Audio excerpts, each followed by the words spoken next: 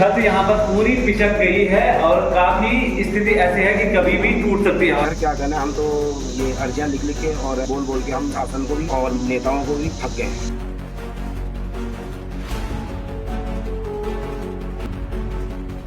विद्यालय की स्थिति बहुत दयनीय है। क्लासरूम टूटे हुए हैं, ऊपर से पानी टपकता है, छतों में पत्थर रखे हैं, बरसातों में पूरा पानी भर जाता है।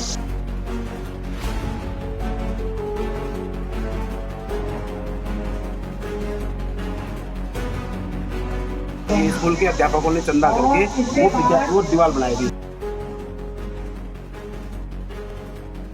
सरिया है ऊपर वो दिखाई दे रहा है और चारों तरफ से ये बिल्डिंगें आप देखेंगे। नहीं तो ऐसा भी हो सकता है कभी विद्यालय में हड़ताल, कभी मैं तो कहता हूँ दुर्भाग्य इस क्षेत्र का कि जो हम नेताओं से कह रहे हैं वो हमारी नहीं सुनते। और आज सरकार कहती है कि सरकारी स्कूल में पढ़ाओ बच्चों को। अब इस हालत में सरकारी स्कूल में कैसे पढ़ेंगे बच्चे?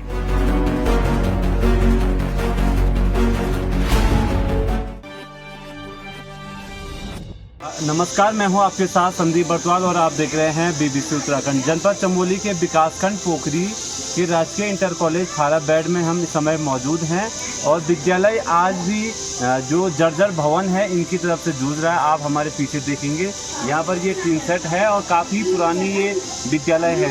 6 से 12 तक यहाँ के बच्चे पढ़ते हैं और आप देखेंगे आज भी छतों में किस प्रकार से बड़े बड़े पत्थर रखे गए हैं और बाबा आदम के ज़माने के ये पत्थर देखने को मिल रहे हैं। और स्कूल की स्थिति ज़्यादा हम आपको दिखाना चाहेंगे। यहाँ पर ये विद्यालय है और विद्यालय अंदर से कैसा लग रहा है हम आपको बताएंगे। दरअसल विद्यालय की हालत यहाँ पर ये इस प्रकार से है, हम आपको दिखाएंगे। बेहद जर्जर स्थिति में है। बरसात में यहाँ पर आप देखेंगे पानी टपकता है, छतों से पानी टपकता है, तो ये स्थितियाँ यहाँ पर बनी हुई है।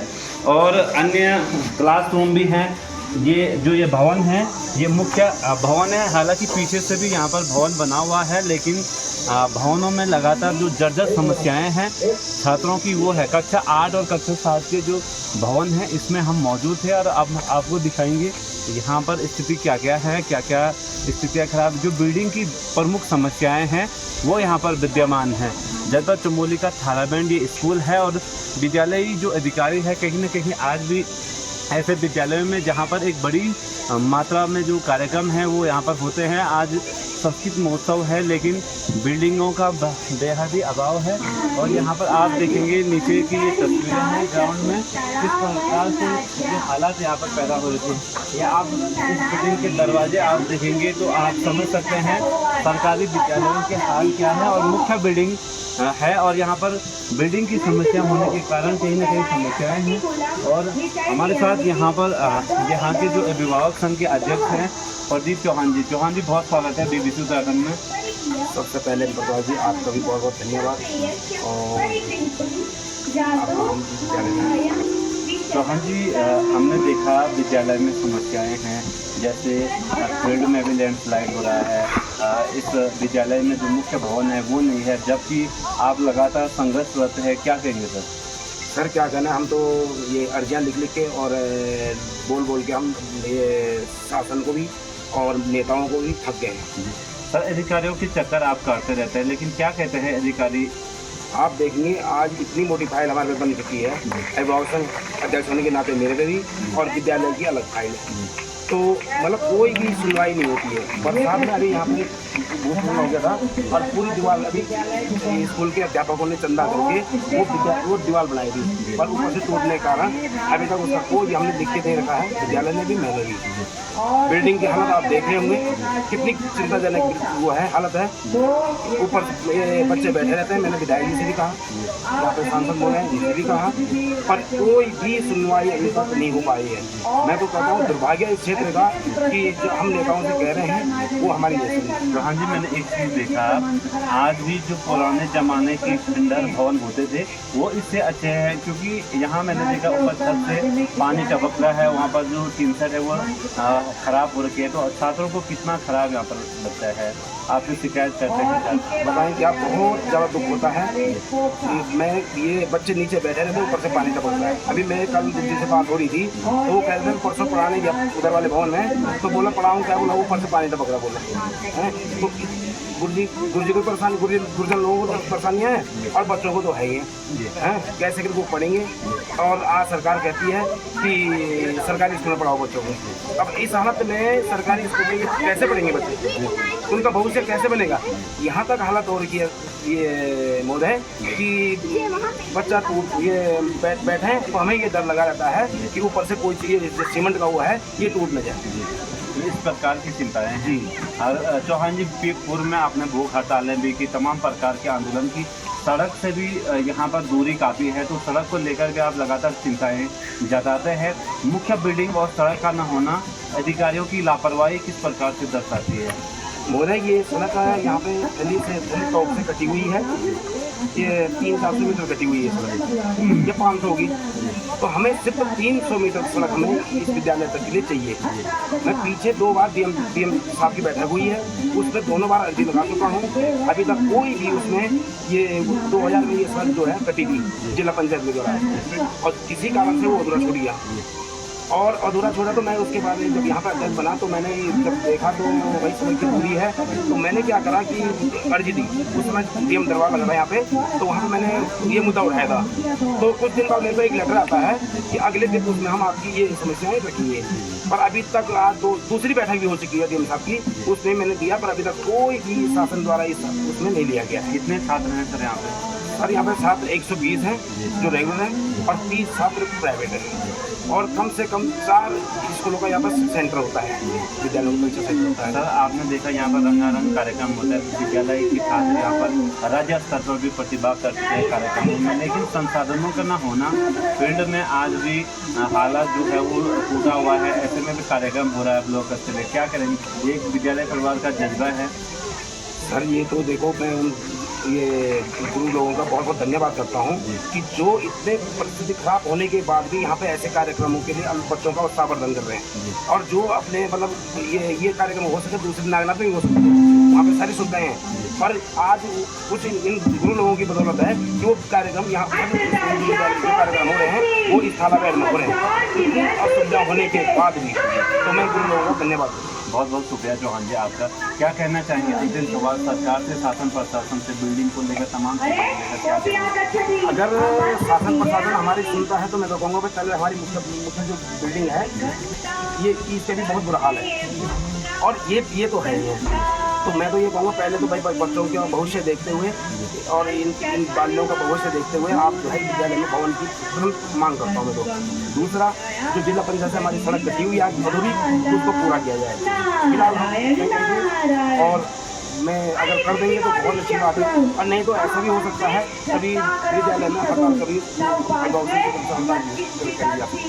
तो सुना आपने, प्रदीप चौहान जी हमारे साथ है, एबॉर्शन के अध्यक्ष हैं। बड़ी बात क्या है? बड़ी बात ये है विद्यालय के जो अध्यापक है वो चंदा इकट्ठा करके जो यहाँ पर लैंडस्लाइड आ रखा है उसकी दीवार को बनाते हैं। उससे भी बड़ा सवाल ये है, राज्यसभा सांसद महेंद्र भट्ट जी का ये पैतृक स्कूल है, पैतृक घर है, और साथ में जो वर्तमान में विधायक है लखपत बुटोला, उनका ये गृह क्षेत्र है। पूर्व कैबिनेट मंत्री राजेंद्र भंडारी यहाँ से रह चुके हैं। बड़े बड़े भवनों को लेकर तमाम प्रकार से जो जिला पंचायत है, तमाम प्रकार के जो नेता है वो भवनें बना देते हैं, दुनिया भर के प्रतीक्षालय बना देते हैं, लेकिन आज इन बिल्डिंगों के लिए इनके पास पैसे नहीं है। ऐसे में यहाँ की जो छात्र संख्या है धीरे धीरे घटती हुई 120 पर आ गई है। हमारे पीछे ये बिल्डिंग आपको दिखाई दे रही है, ये बिल्डिंग भी लगातार लैंडस्लाइड के चपेट में है।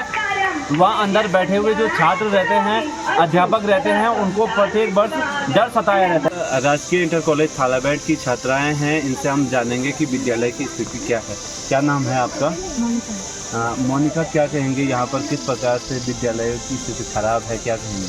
विद्यालय की स्थिति बहुत दयनीय है। क्लासरूम टूटे हुए हैं, ऊपर से पानी टपकता है, छतों में पत्थर रखे हैं, बरसातों में पूरा पानी भर जाता है, और फील्ड भी टूटा है, तो बहुत दयनीय स्थिति। जैसे यहाँ पर आप लोग आते हैं बरसात में तो कठिनाइयाँ होती हैं? हाँ होती है, बैठने में होती है, बैग में पड़ जाता है पानी, कॉपियों में पड़ जाता है तो कॉपियाँ भी ली जाती है। और जब जैसे अंदर शिक्षक पढ़ाते हैं और पानी टपकता है तो आप लोग क्या करते हैं उस समय, कैसे पढ़ाते हैं? तब हम ऐसी जगहों पे हो जाते हैं, साइड हो जाते हैं, किनारे हो जाते हैं जहाँ पे पानी नहीं टपकता है, वहाँ पे बैठ जाते हैं, पर पढ़ाने के लिए अच्छा नहीं होता इस टाइम पे। तो सरकार से क्या कहना चाहेंगे कि बिल्डिंग आनी चाहिए यहाँ पे? सरकार से ये कहना है कि हमारे विद्यालय को सुधारा जाए और विद्यालय में सुधार लाया जाए। आपका क्या नाम है? मेरा नाम भूमिका है। तो क्या कहेंगे, विद्यालय की स्थिति बहुत ख़राब है, यहाँ पर अध्यापकों ने चंदा इकट्ठा करके दीवार बनाई, तो सरकार से क्या कहेंगे? हम सरकार से ये कहना चाहेंगे कि हमारी स्कूल की वो करें, पहले तो हमारी फील्ड और कमरों की स्थिति ठीक करें और हमें नई बिल्डिंग बनानी चाहिए। आपका क्या नाम है? मेरा नाम नेहा है। कितनी क्लास में पढ़ते हैं आप? क्या कहेंगे, बिल्डिंग आपको लगता है यहाँ पर अच्छी है? समस्याएं कितनी होती है आप में? समस्या नहीं है। अच्छा, क्योंकि जब बरसात का मौसम आता है तो यही डर लगा रहता है कि कहीं हमारी सेहत गिरी ना हो, हमको बैठने में दिक्कत ना हो। अच्छा, तो जैसे ऊपर से पानी टपकता है, वो छत में पत्थर हैं बड़े बड़े, तो बरसात होती है तो ज़ोरों से आवाज़ आती है अंदर। अच्छा, तो सुना आपने छात्राएं किस प्रकार से डरे सहमे हैं, और साफ तौर पर एक बड़ी बात क्या है कि सरकारी जो विद्यालय है, दिल्ली का जो मॉडल है, जहां पर सरकारी विद्यालयों को लगातार बड़ी मात्रा में चमकाया जा रहा है, दूसरी तरफ पहाड़ में नेताओं के जो खोखले वादे हैं वो साफ तौर पर देख रहे हैं। प्रदेश अध्यक्ष महेंद्र भट्ट जी का यहाँ पर घर है, जो कि राज्यसभा सांसद हैं, तमाम प्रकार के विधायक, जनप्रतिनिधि, जिला पंचायत से लेकर आपके विधानसभा अध्यक्ष पोखरी से हैं, बद्री केदार मंदिर समिति से लेकर आपके जो राज्य सूचना आयुक्त हैं वो पोखरी के हैं, और यहाँ की जो दशा और दिशा है इसमें आज तक कोई भी सुधार नहीं आ पाया है। शिक्षा की जो गुणवत्ता है, यदि इसको बनाए रखना है तो इसके लिए विद्यालयी शिक्षा में विद्यालय का भवन होना बेहद ही जरूरी है, जो कि आज तक यहाँ पर है नहीं। फाइलों पर लगातार जो विद्यालय के द्वारा फाइलें भेजी है वो भी आज कहीं ना कहीं धूलें उन पर लगी हुई है, और आज वो कहीं ना कहीं वो फाइलें बंद कमरे में बंद है। ऐसे में शासन प्रशासन को अपने आंखें खोलनी चाहिए और इन विद्यालयों को भवन देने की ज़रूरत है। और यहाँ अंदर की ये तस्वीरें हैं, आप देखेंगे बिल्डिंगों का जो ये स्थिति है, क्या यहाँ पर स्थिति है, यहाँ पर आप देखेंगे दीवारें किस प्रकार से जो हमारे अभिभाषण का अध्यक्ष है वो दिखा रहे हैं कि छात्र कैसे बनाते हैं, और जगह जगह से लगातार जो ये सरिया है ऊपर वो दिखाई दे रहा है, और चारों तरफ से ये बिल्डिंगें आप देखेंगे, यहाँ से जो ये बिल्डिंग का नज़ारा है ये टूट रहा है, और ऐसी स्थिति में ये आप देखेंगे छत यहाँ पर पूरी पिचक गई है, और काफी स्थिति ऐसी है कि कभी भी टूट सकती है। इसके नीचे छात्र यहाँ पर देखेंगे, ये सामने ब्लैक बोर्ड है, यहाँ पर अध्यापक छात्रों को पढ़ाते हैं, और आप समझ सकते हैं किस प्रकार से जान जोखिम में डालकर अध्यापक छात्रों को पढ़ाते हैं। आखिर अगर छात्रों के साथ कोई गंभीर हादसा हो जाता है तो इसकी जिम्मेदारी कौन लेता है, ये अपने आप में बड़ा सवाल है। और आज भी कहीं ना कहीं ये जो भवन है ये बेहद जर्जर स्थिति में है, और आज क्यों न यहाँ पर भवन बना गया है ये अपने आप में सवाल है। तमाम अधिकारी लगातार यहाँ पर आते हैं, जो जिला शिक्षा अधिकारी है वो भी यहाँ पर कई बार आ चुके हैं, तमाम विभागीय अधिकारी आ चुके हैं। यहाँ नीचे हम आपको एक जो पुस्ता है वो दिखाएंगे, जिसमें अध्यापकों ने जो चंदा इकट्ठा किया उसके बाद से ही जो चंदा इकट्ठा किया उसके बाद उस पुस्ते को बनाया। ये सामने पर ये पुस्ता यहाँ पर आप देख रहे हैं, इस पुस्ते जो ये पूरा एरिया है ये लैंडस्लाइड हो रहा है, इसके ठीक सामने ये बिल्डिंग आपको देखने को मिल रही है, और यहाँ ये एरिया लैंडस्लाइड हो रहा है, और जो वो बिल्डिंग वहाँ पर बनी है विद्यालय में या तो जगह नहीं हो पाई होगी, या तो ऐसी स्थितियाँ बनी कि वहाँ पर बिल्डिंग बनाई गई, लेकिन वहाँ पर भी खतरे की जद में कहीं ना कहीं छात्रों का भविष्य है। ऐसे में कहीं ना कहीं बड़ा सवाल उन नेताओं से है जो बड़े बड़े दावे करते हैं। लगातार अभिभावक संघ पिछले कई सालों से इतनी मोटी फाइल बना चुका है कि अब फाइल में पन्ने लटकने के लिए जगह भी नहीं है। ऐसे में कहीं ना कहीं अभिभावक संघ के जो अध्यक्ष है प्रदीप चौहान, इन्होंने गंभीर रोष जताया है और साफ तौर पर कहा है अधिकारी और राजनेता यदि जल्द ही इस स्कूल को बिल्डिंग नहीं देते हैं तो कहीं ना कहीं आने वाले समय में इसका एक गंभीर परिणाम भुगतना पड़ेगा, और यहाँ पर विद्यालय में छात्रों के साथ अभिभावक अनशन पर बैठने के लिए मजबूर हो जाएंगे। बड़ी बात यह है आज यहाँ पर जो विकासखंड स्तरीय संस्कृत महोत्सव चल रहा है, इसमें संस्कृत विषय में संस्कृत भाषा में छात्र बड़ी संख्या में पूरे विकासखंड के यहाँ पर प्रतिभाग कर रहे हैं। ऐसी हालत में प्रतिभाग जब हो रहा है जब यहाँ की बिल्डिंगें जर्जर स्थिति में है, ऐसे में जो छात्र हैं वो यहाँ के राज्य स्तर पर भी प्रतिभाग कर चुके हैं, लेकिन उनको आज एक सही प्लेटफॉर्म नहीं मिल पा रहा। उनके पास यहाँ पर मैदान की जो समस्याएं हैं वो लगातार बनी हुई है, साथ में बिल्डिंगों का अभाव है। ऐसे में भी अध्यापकों का जो मोटिव है वो कहीं ना कहीं एक क्रांतिकारी है। ऐसे अधिकारियों को, ऐसे अध्यापकों को सैल्यूट करना चाहिए जो ऐसी परिस्थितियों में भी विद्यालय में लगातार कार्यक्रम कर रहे हैं और विद्यालय का हौसला अफजाई कर रहे हैं। अब उत्तराखंड की सरकारों को भी जागना होगा और दिल्ली वाला जो मॉडल है उसको भी उत्तराखंड में लागू करने की आवश्यकता है और ऐसे विद्यालयों को चिन्हित करने की जरूरत है जहां आज भी सड़क नहीं है और जहां पर बिल्डिंग नहीं है। ऐसे में कहीं ना कहीं उत्तराखंड के जो राज्यसभा सांसद हैं महेंद्र भट्ट, उनको भी यहाँ पर ध्यान देना चाहिए और जो वर्तमान में विधायक हैं, जनप्रतिनिधि हैं, उनको भी यहाँ का ध्यान देना चाहिए। आप लोग लगातार BBC उत्तराखंड देखते रहे। मैं संदीप बर्तौर, नमस्कार।